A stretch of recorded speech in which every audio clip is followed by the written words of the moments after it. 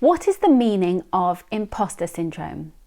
Hi, I'm Lucy Griffiths, and I'm going to share that niggling little voice in your head that makes you feel like, oh, you're not good enough, you're not meant to be here, what are you doing? You know that voice. I have that voice. You probably have that voice too. I'm going to share tips to how to minimize that voice and gently put it to one side. So imposter syndrome, it is essentially something inside you, a voice that tells you you're not worthy of being in the room and you don't match up to other people's qualifications or experience or expertise. And it makes you feel like you should play small, and rather than showing yourself, putting yourself out there, speaking up, you want to play small and hide. I'm going to share some tips to overcome this and put yourself out there. If you like this video, I would love you to subscribe. Please click on the link below.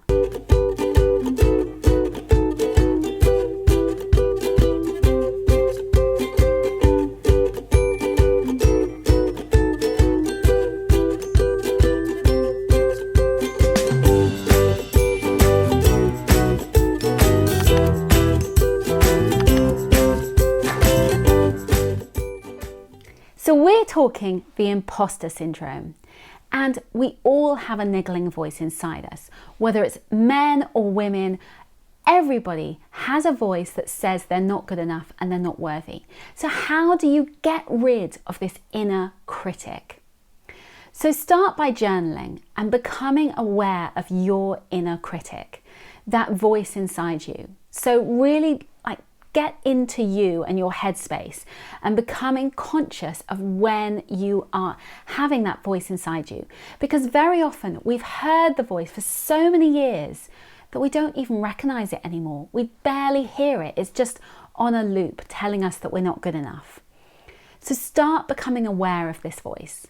And when you're aware of it, start making notes and thinking, okay, it comes up at this point and this is what it says. So you kind of recognize it. And once you're able to recognize it, I want you to start thinking about what you want to say to flip the voice. So every time you hear the voice, rather than it saying, oh, what are you doing, you idiot? You're not worthy of doing this thing.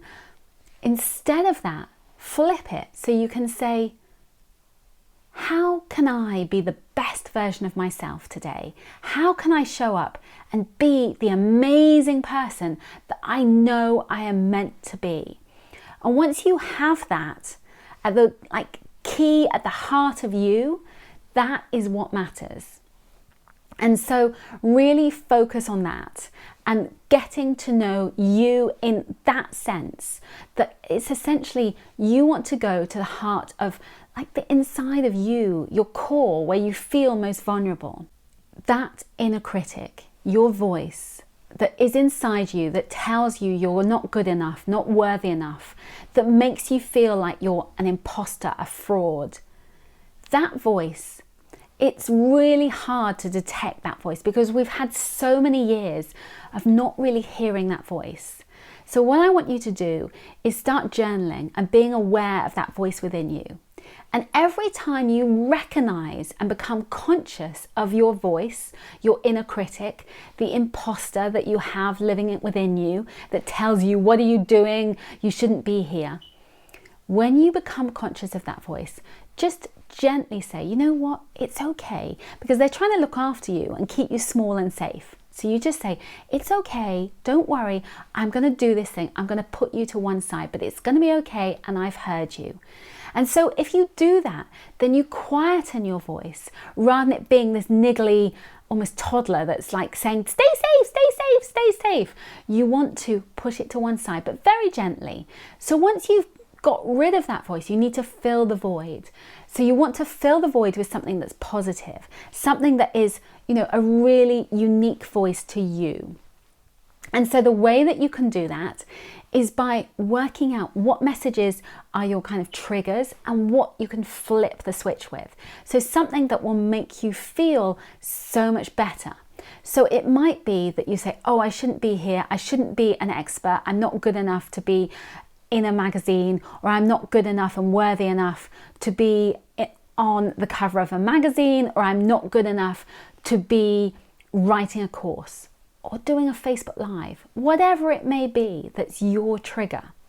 So instead, flip it and then say, you know what? I am worthy. I can do this.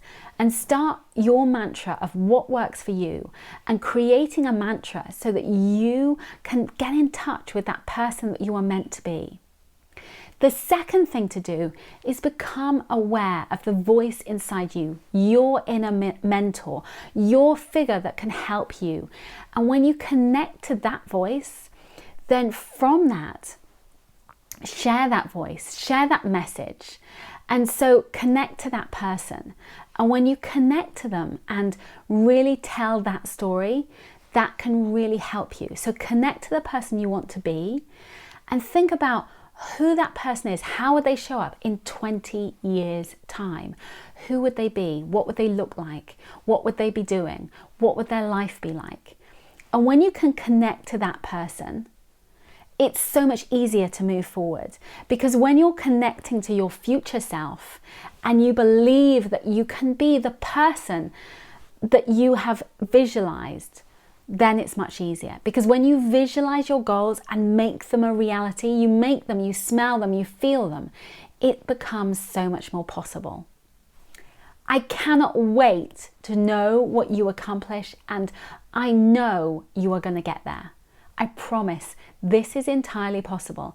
You just have to take this first step and go for it. If you like this video, I would love you to subscribe. Please click on the link below. I share lots of tips and strategies to help you build and grow your online business and get rid of all the stuff in your head that makes it so difficult to build and grow. Much love for now. Bye, bye, bye.